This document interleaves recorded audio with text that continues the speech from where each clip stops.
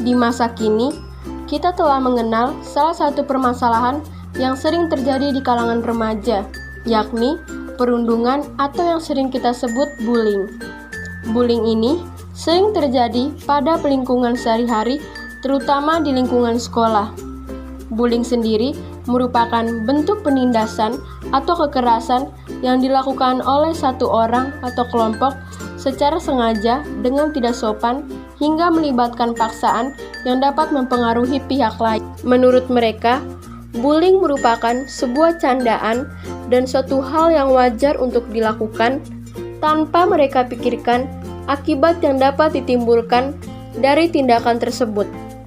Aksi bullying ini biasanya dilakukan oleh sekelompok siswa yang dituju kepada salah satu siswa yang tak mereka sukai.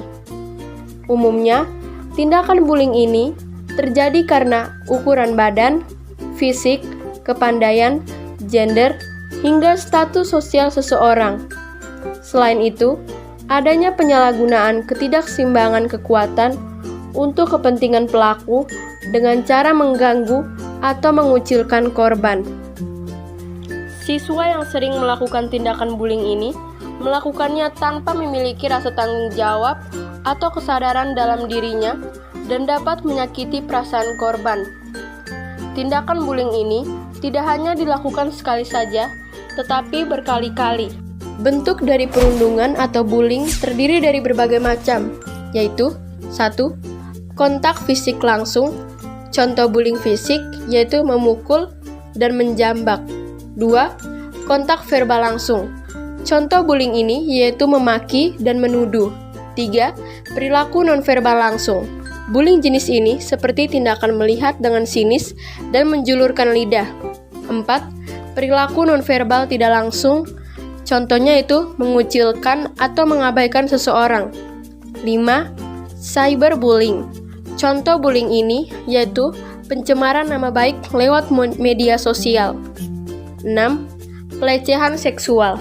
Tindakan bullying merupakan suatu hal yang buruk dan tidak pantas untuk dilakukan.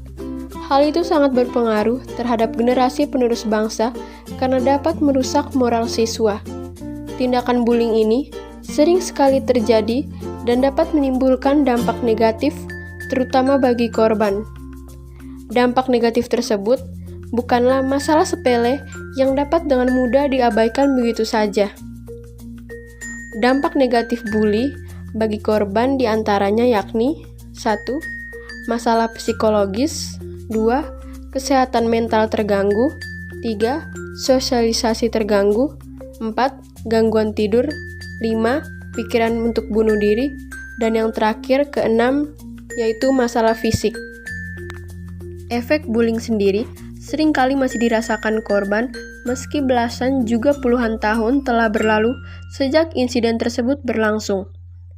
Dampak dari perilaku bullying ini tidak menutup kemungkinan bahwa dampak tersebut dapat terjadi dalam waktu jangka panjang dan tentu membuat korban merasa lebih tersiksa. Tindakan bullying ini terjadi akibat kesadaran diri anak yang masih rendah tentang nilai-nilai moral. Maka, peran orang tua sangat penting terhadap segala aktivitas anak. Tidak hanya orang tua, tetapi pembinaan dari guru juga sangatlah penting. Oleh karena itu, kita sebagai siswa harus mampu ikut serta dalam mencegah bullying dan mendukung generasi bangsa yang cerdas dan dapat berperilaku baik terhadap sesama tanpa harus melakukan bullying yang dapat merugikan orang lain.